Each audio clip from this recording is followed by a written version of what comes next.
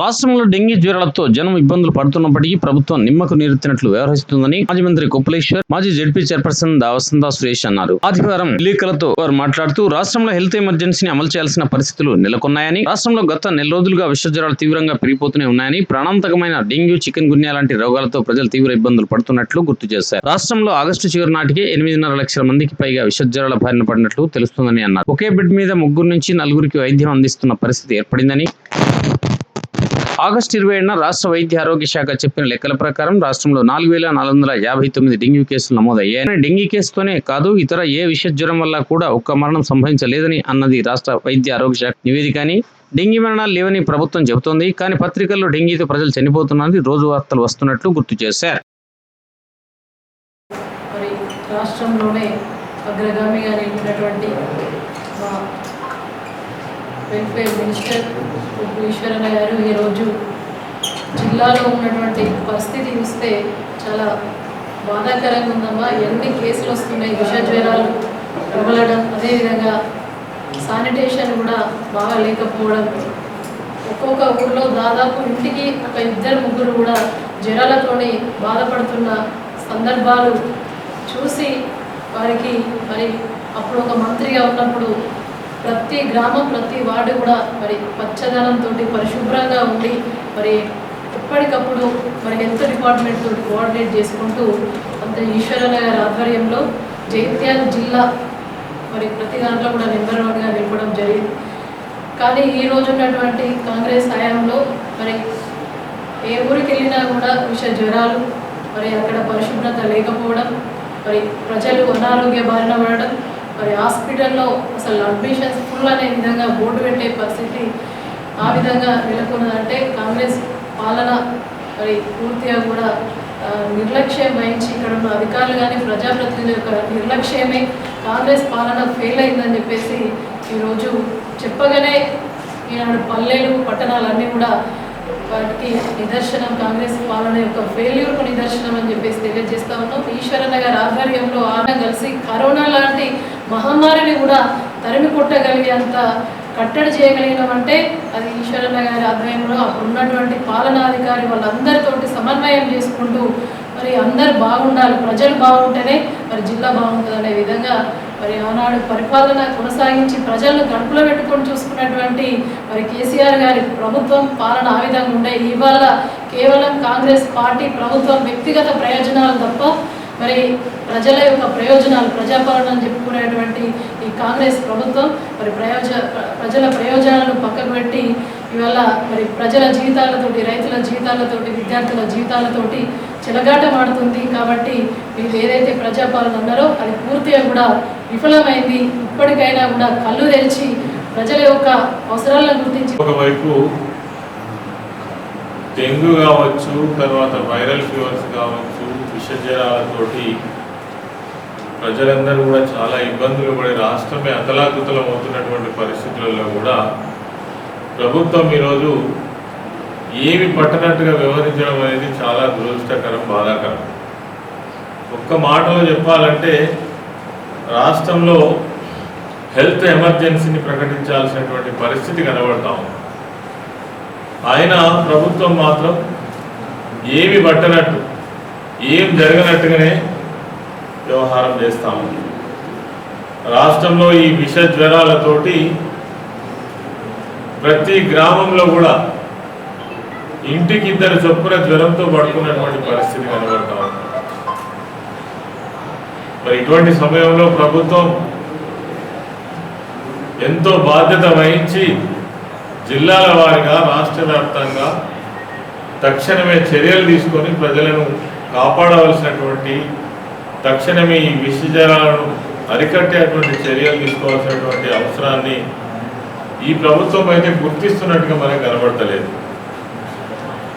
రాష్ట్రంలో ఒక్క ఆగస్టు నెలలో చూసినట్టయితే ప్రభుత్వము చూచాయ ప్రకటించినటువంటి లెక్క ప్రకారమే దాదాపు 8.5 లక్షల మంది విష జ్వరాలతోటి, డెంగ్యూ జ్వరంతో ఈ రాష్ట్రంలో బాధపడుతున్నారని ప్రకటించింది. అంటే ప్రభుత్వం 8.5 లక్షలు అంటే నాకు తెలిసి ఒక 50 లక్షల మందితో జ్వరంతో బాధపడుతున్నట్టుగా మనం భావించవచ్చు.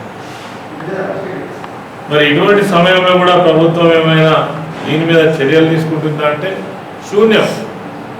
ప్రజాపాలన శూన్యంగా కనబడతాము. ఇప్పుడే జడ్పీ చైర్మన్ గారు చెప్పినట్టు ప్రైవేట్ హాస్పిటల్ అసలు ఎంతమంది చనిపోతున్నారు, చాలా మంది చనిపోతున్నారు. ఉదాహరణకు కొన్ని పత్రికలు రిపోర్ట్ చేసిన దాని ప్రకారమే కరీంనగర్ ఉమ్మడి జిల్లాలో ఒక వారం రోజులలో అంటే 10 రోజులలోనే 50 మంది మూకుమ్మడిగా చనిపోయినటువంటి పరిస్థితి ఈరోజు మన కరీంనగర్ జిల్లాలో. జగిత్యాల చూసినట్టయితే దాదాపు 50,000 మంది పైచిలకు డెంగ్యూ జ్వరంతో బాధపడుతున్నారు. 50,000 అంటే 3 అంతలు వేసుకోవచ్చు. 1,50,000 2 లక్షల మంది జ్వరంతో బాధపడుతున్నట్టుగా మనం భావించవచ్చు. మరి ఇవన్నీ పత్రికలలో వస్తున్నప్పటికీ, ప్రజలు బాధపడుతున్నప్పటికీ ప్రభుత్వం మాత్రం ఏం పట్టనట్టుగా, ఏం జరగనట్టుగా మాత్రమే వ్యవహారం చేస్తున్నది. ఒక లెక్క రాసిన పత్రికలు కరీంనగర్లో 40,000 అని, జగిత్యాలలో 18,000 అని, సిరిసిల్లలో 16,000 అని, పెద్దపల్లిలో 15,000 అని ఇట్లా రాసిండ్రు. మరి ఇదంతా నిజమే అయినప్పటికీ ప్రభుత్వ చర్యలు మాత్రం ఏమీ కనబడతలేవు.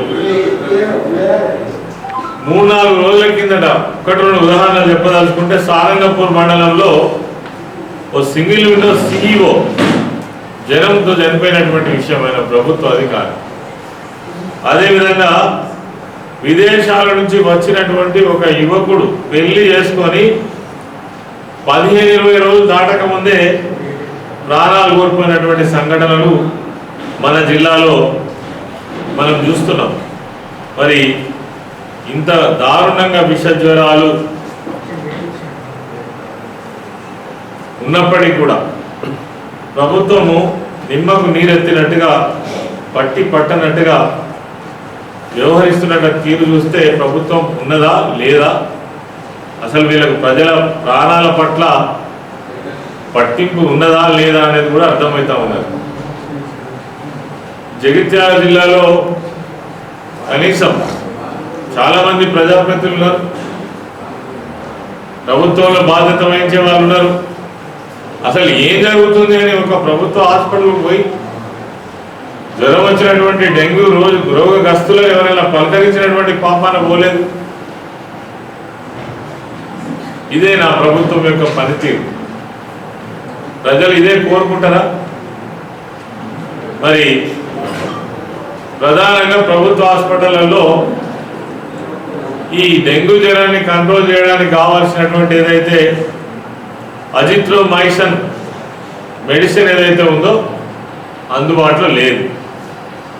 అదేవిధంగా డైక్లోఫైన్ జ్వరాన్ని తగ్గించేటువంటి మందు ఏదైతే ఉందో అందుబాటులో లేదు. మరి వాళ్ళకు ఎవరైతే పేషెంట్స్ ఉన్నారో వాళ్ళకు చిట్టి రాసి బయట కొనుకొచ్చుకోమని చెప్తున్నారు. డెంగ్యూ జ్వరాలు రావడానికి ప్రధాన కారణం పారిశుద్ధ్య లోపం. కాలువలు తీసేటప్పుడు లేదు, దోమల మందు కొట్టే పరిస్థితి లేదు, డబ్బులు లేవు. ఇది ఈ ప్రభుత్వం యొక్క నిర్వాహకం. ఇక ప్రజాపాలన మేము చాలా బాగా చేస్తున్నాం అంటే అన్ని కూడా తప్పుడు మాటలే. ఒకవైపు ఏమో గురుకుల పాఠశాలల పరిస్థితి చాలా దారుణం. కల్తీ అన్నం తిని అన్నంలో తర్వాత చారులో బల్లులు పడి ఎలుకలు పడి కారం నీళ్లతో తింటున్నామని ఇలా గురుకుల పాఠశాలల వ్యవస్థనే ప్రశ్నార్థకంగా మారింది. అంటే ఏ వ్యవస్థ చూసినా అస్తవ్యస్తంగా తయారైంది. ఆనాడు మేము చెప్పినాం, కేసీఆర్ గారు అడగక ముందే అన్ని ప్రజల అవసరాలను గుర్తించి రైతాంగానికి ఏం కావాలి, విద్యా వ్యవస్థను ఎట్లా బాగా చేయాలి, వైద్య రంగాన్ని ఎంత మంచిగా ప్రజలకు అందుబాటులోకి తీసుకురావాలి, గ్రామీణ వ్యవస్థలో కావాల్సినటువంటి మౌలిక సౌకర్యాలు ఏ విధంగా ఏర్పాటు చేయాలి, ఇవన్నీ కూడా ప్రణాళికబద్ధంగా తీసుకువస్తే మరి అడగందే అన్ని పెట్టినటువంటి నాయకుడు కేసీఆర్ గారు. ప్రజలు ఒక్కొక్కసారి వాళ్ళు అనుకుంటారు ఏ ప్రభుత్వం ఉన్నా ఇవన్నీ జరుగుతాయని. నిజంగా జరుగుతాయా? జరుగుతా మరి ఇవన్నీ ఎందుకు జరుగుతలేవు? నిన్నటిదాకా ఒక జోక్, ఎవరికైనా అర్థమవుతుంది. రైతులకు ఇచ్చేటువంటి రైతు బంధు, వాళ్ళు చెప్పినటువంటి రైతు భరోసాకి ఇచ్చే డబ్బులే రైతు రుణమాఫీ కింద 17,000 కోట్లు ఇచ్చి చేతులు దులుపుకొని మొత్తం మందికి ఇచ్చేసినామని పండగ చేసుకున్నారు, ప్రకటించుకున్నారు. దాదాపు 100-200 కోట్ల పేపర్ హ్యాండ్లు ఇచ్చుకున్నారు. నిజంగా రైతు రుణమాఫీ జరిగిపోయిందా? రైతు భరోసా దిక్కులేదు కదా. రేపు మాప పంటలు కోతలకు వస్తున్నాయి కదా. మీరు ఇచ్చిన మాటలు ఒక్కటంటే ఒక్కటి నిలబెట్టుకున్నటువంటి పాపాన పోలేదు. ఇది కాంగ్రెస్ ప్రభుత్వం యొక్క పనితీరు. ఆనాడు రేవంత్ రెడ్డి చెప్పినటువంటి ప్రజా పాలన కొనసాగుతున్నటువంటి తీరు ఇలా ప్రజలు దగ్గర నుంచి గమనిస్తున్నారు. ఇదంతా మోసం, దగ, బాధ్యత లేని ప్రభుత్వం, పట్టి లేని ప్రభుత్వం. ప్రజలు సచ్చినా బతికినా మాకు సంబంధం లేదు, రైతులు సచ్చినా బతికినా మాకు సంబంధం లేదు. మాకు అధికారం కావాలనుకున్నాం, అధికారం వచ్చింది. 5 సంవత్సరాలు ఎట్లయినా మమ్మల్ని ఎవ్వడు ఏం చేయలేనటువంటి ఆ ధీమాతోటి ఇలా ఈ ప్రభుత్వం పరిపాలన చేస్తున్నది. ఎవడనటువంటి హైడ్రా ఎందుకు చేస్తున్నారో, ఎవరి కోసం చేస్తున్నారో తెలియదు. ప్రజలే అర్థం చేసుకోవాలి. అడిగిన పని పక్కకు పెట్టి అడిగిన పని మాత్రం ముందటేసుకొని పెద్దరికాల కోసం చేస్తున్న విషయాలు మనం చూస్తున్నాం. కాబట్టి ఏది ఏమైనా ఈ ప్రభుత్వం అనేటువంటిది మోసపూరితమైన ప్రభుత్వం, మాటల ప్రభుత్వం, అబద్ధాల కోరు ప్రభుత్వం. ఇప్పటికే ప్రజలకు అర్థమైంది. కాబట్టి మేము డిమాండ్ చేస్తున్నాం, ఈ హెల్త్ విషయంలో, విష జ్వరాల విషయంలో, డెంగ్యూ వ్యాధిని కట్టడి చేయడం విషయంలో ప్రభుత్వం వెంటనే స్పందించాలని ఈ సందర్భంగా డిమాండ్ చేస్తూ ఉన్నాం. నాలాల మీద ఉన్నటువంటి ఎవరైతే అన్యాక్రాంతంగా ఆక్యుపై చేసి కట్టినటువంటి వాళ్ళని ఎవరు కూడా ఎంకరేజ్ చేయరు. కానీ దానికి ఒక ప్రణాళికాబద్ధంగా చేయాల్సినటువంటి అవసరం అయితే ఉంది. దానికి చట్టాలు ఉన్నాయి. నిజంగా కూడా దీని విషయంలో మేము ఏం మాట్లాడద్దు అనుకున్నాం. మీరు అడిగింది కాబట్టి చెప్తున్నా.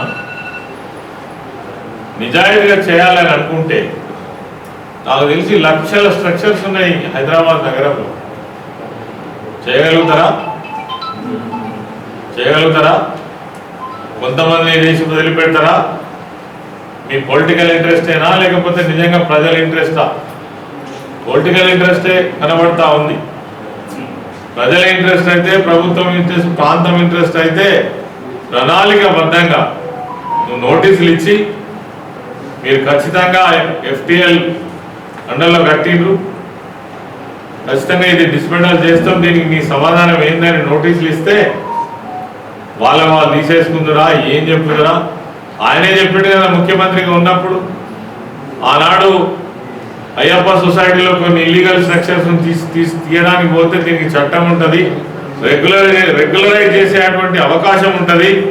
దాన్ని వదిలిపెట్టి మీరు ఏ ధైర్యంతో కూలగొడుతుంది పోయిందని అడిగిన మనిషి ఎవరంటే ఇవాళ ముఖ్యమంత్రి.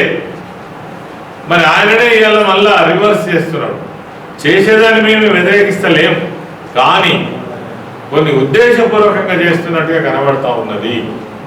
దీంట్లో రాజకీయ ఇంట్రెస్ట్ కనబడుతున్నది. కానీ నిజంగానే నీకు 50 ఏళ్ళ నుంచి 30 ఏళ్ళ నుంచి 40 ఏళ్ళ నుంచి ఉన్న స్ట్రక్చర్స్ ఉన్నాయి. ఒక మూసీ నది మీదనే 13,500 స్ట్రక్చర్స్ ఉన్నాయి.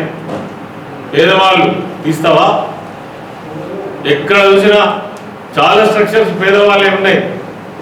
ఏం చెప్తావు? కరెక్ట్ చెప్పు. ఏదో నీకు ఇష్టం ఉన్న వాళ్ళు పోయి కూడగొట్టుడు, నీకు పగున్నల మీద పోయి పగ తీర్చుకున్నాడు, నీకు రాజకీయ కక్ష ఉంటే వాళ్ళ మీద కక్ష తీర్చుకున్నాడు. ఇది కాదు. నిజంగా హైడ్రా చేయదలుచుకుంటే మరి దాదాపు లక్షల స్ట్రక్చర్స్ ఉన్నాయి, 1000 చెరువులు ఆక్యుపై అయినాయి. దీని పరిణామ క్రమం ఏంటంటే 76 సంవత్సరాలు. 76 సంవత్సరాలలో 1000 చెరువులు మీకు అవి ఆక్యుపై అయినాయి. వాటన్నిటికీ ఒకటే రూల్ వర్తిస్తుంది.